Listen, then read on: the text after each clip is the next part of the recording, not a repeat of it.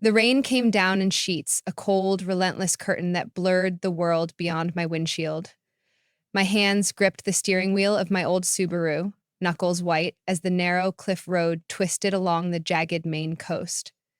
The ocean roared below, invisible in the dark, its waves clawing at the rocks like a beast waiting to swallow me whole. I was late, racing back from a client pitch in Portland, my mind a tangle of exhaustion and the sharp sting of my mother's voice from earlier that day. You're a disgrace, Eleanor. Marrying that nobody. The wipers screeched, barely keeping up with the storm. I pressed the gas, urging the car up the incline, when it happened. A sickening lurch, like the world had slipped out from under me.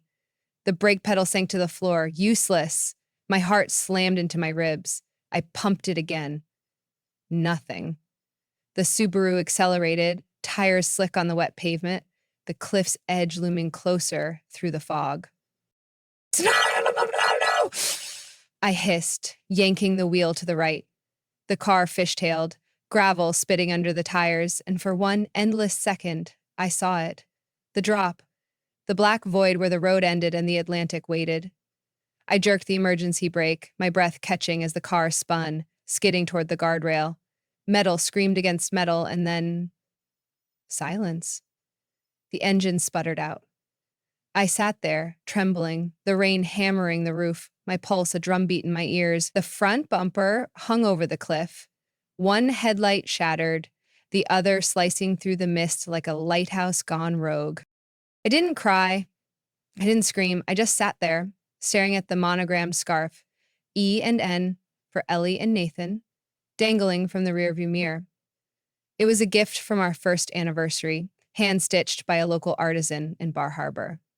Now it felt like a taunt, a reminder of the life I'd fought for, the life my family wanted to erase. Someone had tampered with my brakes. I didn't know how or who, but the certainty settled in my gut like a stone. This wasn't an accident. 3 days earlier, I'd stood in the polished glow of the Bar Harbor Yacht Club, my navy blazer a size too big, my heels pinching my toes. The gala was a glittering affair. All champagne flutes and fake laughter, the kind of event my parents, Margaret and Richard Vaughn, thrived in. They moved through the crowd like royalty, their smiles as practiced as the string quartet in the corner. I was there to pitch my startup, Junestone Tech, to a room of investors who didn't know my name, but knew my parents' real estate empire. Nathan stood beside me, his charcoal suit sharp, his posture steady despite the whispers that followed us. He was a black man in a room of old money, and my family never let him forget it. My mother, Margaret, glided over, her pearl necklace catching the chandelier light. "Eleanor," she said, her voice syrupy with disdain, "you couldn't find a better +1?" Nathan's jaw tightened, but he offered a polite nod. "Good to see you, Margaret." She didn't look at him. She never did. Instead, she leaned in, her perfume sharp, and murmured, "You're embarrassing us, dear. Again." And forced a smile, my fingers curling into fists. "I'm here for work, Mom, not your approval." She laughed, a sound like breaking glass, and drifted back to her circle of admirers. Across the room, my sister, Cassandra, Cassie to everyone but me, held court in a sequined gown, her fiancé, Derek Langley, at her side. Derek was tech royalty, heir to a Silicon Valley fortune, and my parents worshipped him like he'd invented the internet himself. Cassie caught my eye, smirked, and turned to her friends. I heard her voice carry over the hum of the crowd. "Pathetic. She's still dragging that coder around." Nathan wasn't a coder. He was a cybersecurity consultant, his firm quietly securing contracts with half the Fortune 500. His AI patents worth $15 million, 0 cents, and climbing. But we'd let my family believe the lie, let them think he was a nobody, to see if they'd ever love me for me. They didn't. They never had. Later, in the parking lot, Nathan opened the passenger door for me, his brown eyes soft but shadowed. "You holding up?" he asked, his voice low, like he was afraid I'd break. I slid into the seat, clutching the scarf I'd found that morning, slashed and stuffed in our mailbox, the E and N stitching torn apart. I don't know what okay is anymore, I said, folding it carefully in my lap, like it could still hold the love it was meant to symbolize. The ride home was quiet, the kind of quiet that sits heavy. Not because you're fighting, but because something's been carved out of you. Our cottage in Bar Harbor was a sanctuary, a cedar shingled haven we'd bought with our own savings. No help from my parents' wealth. The porch light glowed as we pulled into the driveway, and I let out a breath I didn't know I'd been holding. Inside, the air smelled of cedar and the faint lavender from the diffuser Nathan had set up. He headed to the kitchen, loosening his tie. Coffee? He offered, his way of bandaging a wound too deep for words. I nodded, sinking onto the couch, the scarf still in my hands. I opened my laptop, my fingers hovering over a draft I'd written months ago, an expose on Nathan's success, our life, the empire we'd built under their noses. I'd never sent it. I wasn't sure I ever would. But that night, something shifted, a crack in the dam I'd built to hold back the truth. The next morning, I woke to an email from my assistant, Lila. Server's down, client data leaked. FBI's asking questions. My stomach dropped. I ran to my home office, a converted attic with a skylight that let in the gray main light. The hack was surgical. My startup's client records, contracts, even my personal emails splashed across a dark web forum with metadata pointing to me as the leaker. I wasn't just compromised, I was framed. I called Nathan, who was already at his office in Bangor. Ellie, stay calm, he said, his voice steady. I'm running a trace. This wasn't random. Who'd do this? I asked, though I already knew. My family had the money, the connections, the motive. They wanted me out of the game, out of their world. Stay offline, Nathan said. I'm coming home. I paced the attic, my mind spiraling. I thought of the years they'd erased me. Thanksgiving invites that never came, my TED Talk on AI ethics they never watched, the way they'd changed the subject when I mentioned my startup's first million in revenue. I was their daughter, but only when it suited them. Cassie, with her Instagram empire and her perfect fiance, was their golden child. The one who married up. That afternoon, as I brewed tea to steady my nerves, a faint hiss filled the kitchen. The air grew thick, chemical, gas. I dropped the mug, the ceramic shattering on the tile, and ran to the stove. The valve was wide open, the pilot light off. I shut it down, flung open the windows, and stumbled onto the porch, coughing, my eyes burning. The regulator was tampered with, the safety pin removed. This wasn't a leak, there was a trap. I called Nathan, my voice shaking. Someone's trying to kill me. Get out of the house, he said, now. I grabbed my keys and drove to a diner on Route 1, the kind of place where truckers and locals nursed coffee in silence. My phone buzzed, a text from Cassie. Need a $2, 0 K sculpture for the wedding. Send it to the venue. No greeting, no please, just a demand, like I was her personal ATM. I stared at the screen, my hands trembling with rage.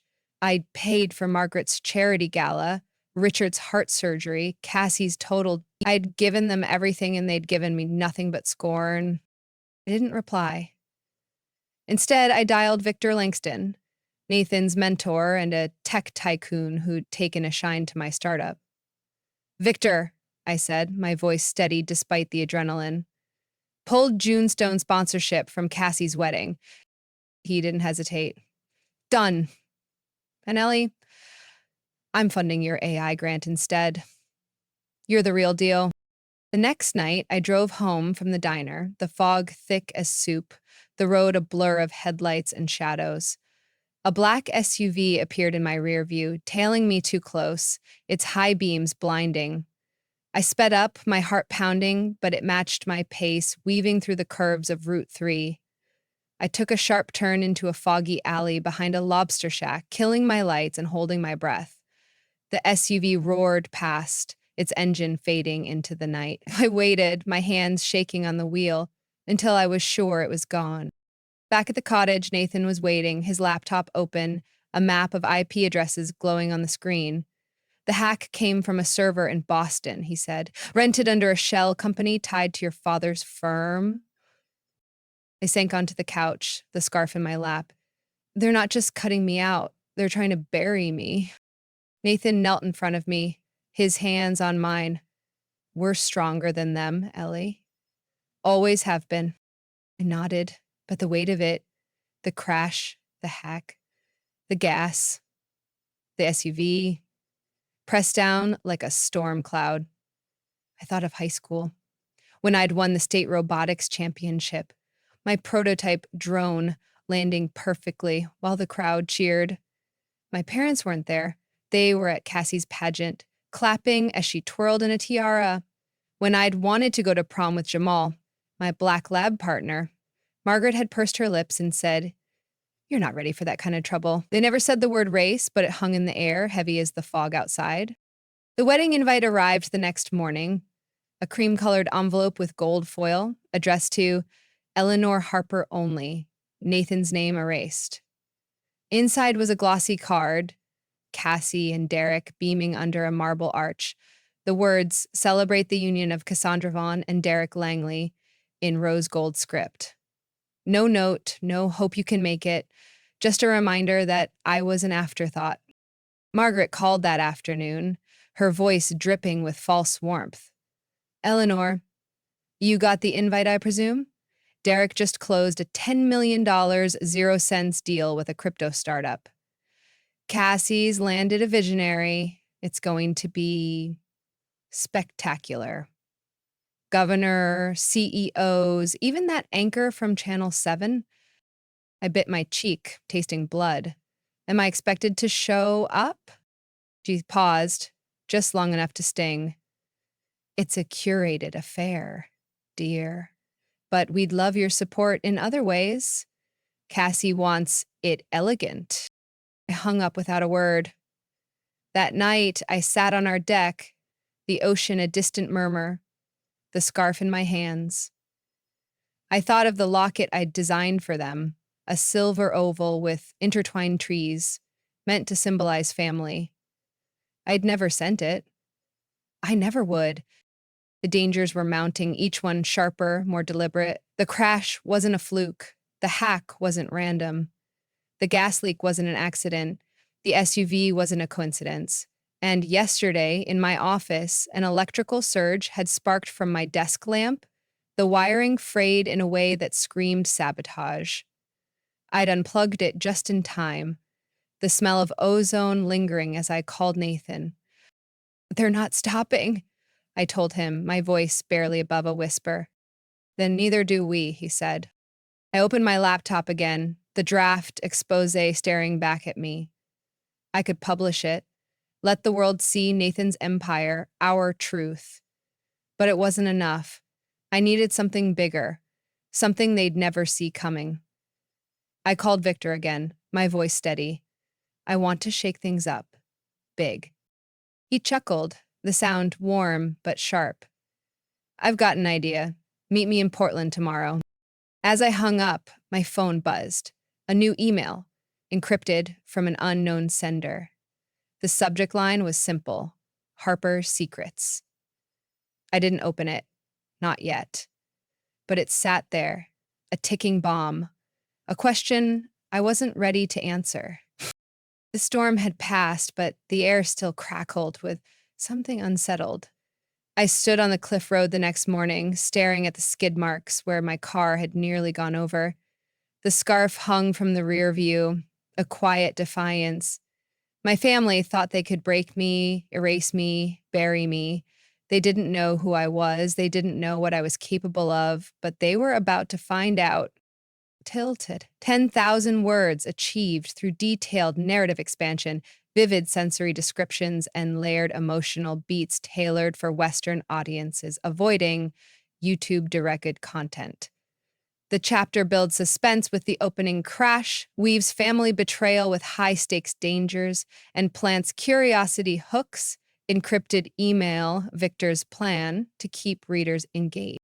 The fog clung to the Maine coast like a shroud, curling around the cedar shingles of our Bar Harbor cottage as I stood on the deck, the encrypted email still unopened on my phone. Harper's secrets. The words burned into me, a dare, a threat, a key to something I wasn't sure I wanted to unlock. The ocean churned below, its rhythm steady but unforgiving, mirroring the pulse in my chest. 2 days had passed since my brakes failed on that cliff road, since I'd stared into the black void of the Atlantic and realized someone, likely my own family, wanted me gone. The hack, the gas leak, the SUV tailing me through the fog, they weren't accidents. They were declarations of war. I gripped the custom locket in my hand, its silver surface cool against my palm. I'd designed it for my parents, Margaret and Richard, and my sister Cassie, a year ago. Intertwined trees etched into the metal, a symbol of family I'd hoped we could be. I'd never sent it. Now, it felt like a relic of a dream I'd buried. Nathan's voice drifted from the kitchen, low and steady, as he spoke to his team over the phone, tracing the latest attack on my startup. My husband, the man my family called a nobody, was a cybersecurity genius. His AI patents worth $15 million 0 cents. His firm a silent powerhouse. We'd hidden it all, testing if my family could love me without the shine of status. They couldn't. They didn't. My phone buzzed, snapping me back. A text from Victor Langston, Nathan's mentor and a tech titan whose quiet power intimidated even my parents. Portland, noon, bring your game face. I exhaled, the fog swallowing my breath. Victor had already pulled my startup's sponsorship from Cassie's wedding, a move that sent gossip blogs into a frenzy, branding her lavish Kennebunkport affair a flop. I'd replied to a reporter's text, "Your move?" with a winking emoji, a small rebellion that felt like reclaiming a piece of myself. But the war was far from over. My family's next strike was coming, and I needed to be ready.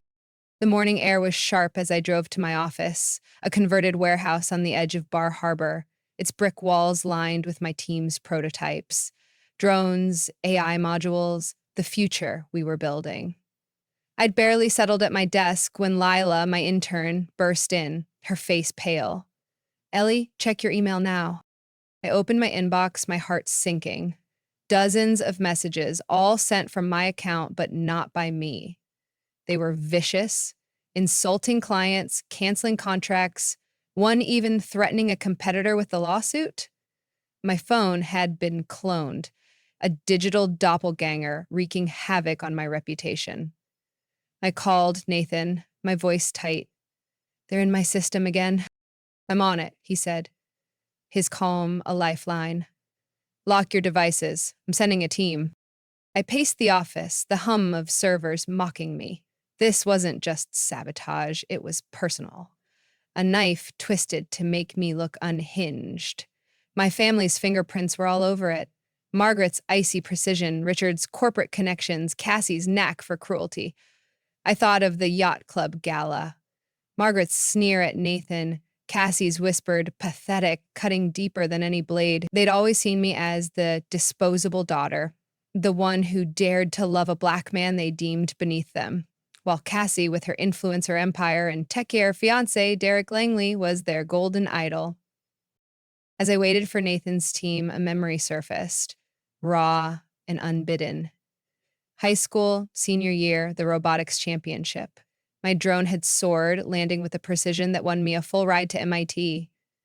I'd scanned the crowd for my parents, desperate for their pride. They weren't there. They were at Cassie's pageant, cheering as she waved in a tiara. When I'd wanted to go to prom with Jamal, my black lab partner, Margaret had said, "You're not ready for that kind of trouble." The word race was never spoken, but it hung there, a wall I could never breach. Cassie's wedding was 2 days away, and the live stream was already hyped as the event of the season. Kennebunkport's elite, live jazz, a guest list dripping with CEOs and senators. I wasn't invited. Not really. The glossy card had arrived, addressed only to me, Nathan erased, a silent command to leave my husband behind.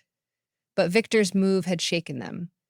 By pulling Junestone's sponsorship, he'd stripped the wedding of its keynote tech partner, leaving Cassie scrambling. Gossip blogs pounce, one headline screaming, Von Langley, nuptials lose sparkle, a social flop. I was at home, sipping Nathan's coffee, when the live stream went live. I shouldn't have watched, but curiosity won. The venue was a vision. White drapes, crystal chandeliers, Cassie in a gown that cost more than my car. Then, mid-test, the screens behind her flickered. A grainy image appeared, Cassie's DUI mugshot from 3 years ago, her mascara streaked, her smirk defiant. The crowd gasped. Cassie froze, her champagne flute trembling. Derek's face went red, his jaw tight. My phone rang. Margaret, I answered, bracing myself. You humiliated us! She screamed, her voice a jagged edge. You vindictive little...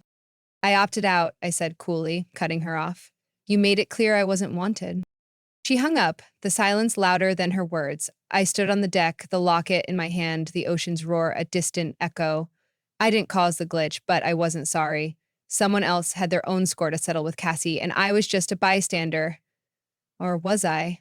The encrypted email, Harper Secrets, flashed in my mind. Was it connected? I didn't know, but the question gnawed at me. The next morning, I was back in my office, Nathan's team sweeping for bugs. I plugged in my desk lamp, a vintage piece I'd bought at a flea market, and the room exploded in sparks. A rigged surge shot through the outlet, the cord sizzling, inches from my hand. I dove back, my heart pounding, the smell of burnt plastic choking the air. Lila screamed, yanking the plug from the wall. Ellie, are you okay? I nodded, but I wasn't. This was the 5th attempt. Brakes, hack, gas, SUV, now this. My family wasn't just trying to ruin me, they wanted me dead. I called Nathan, my voice shaking. It's escalating. Get to Victor's office, he said. I'm meeting you there. I drove to Portland, my hands gripping the wheel, every shadow a threat. At Victor's sleek high-rise, he greeted me with a nod, his silver hair catching the light. You're shaking things up, Ellie. Good. He slid a folder across his desk. I'm funding a rival tech grant, $5 million, 0 cents. In your name. Your ethics, your vision. They're what this industry needs. I blinked, the weight of his trust grounding me. Why me? Because you don't play their games, he said, his eyes sharp. And because Nathan's patents are the future. That night, a family group chat voicemail arrived, sent by mistake. I played it, my stomach twisting. Richard's voice, smug. She married below herself, poor judgment always. Cassie's laugh, sharp. At least I didn't bring shame. The clip ended, their disdain a blade in my chest. I emailed it to myself, adding a note. Play this when I doubt their hate. I didn't cry. Instead, I walked to the fire pit, Cassie's wedding invite in my hand, and lit a match. The gold foil curled, the paper blackened, and I let it burn, the ashes scattering in the wind. No more false hopes. The next day, I found Cassie's startup, Vaughn Collective, was selling Nathan's AI firewall design as their own, a sleek product branded as Vaughn Shield. I'd seen the sketches years ago, Nathan scribbling them at our kitchen table, joking, it's not real yet. But I'd archived every draft, every patent under my dormant LLC, Junestone Tech.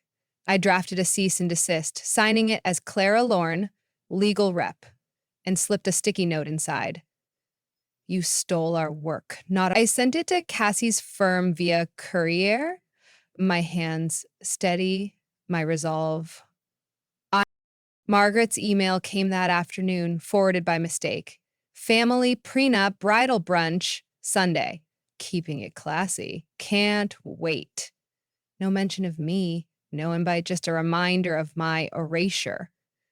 I stared at the screen, the locket on my desk, its trees mocking me. Then I made a decision.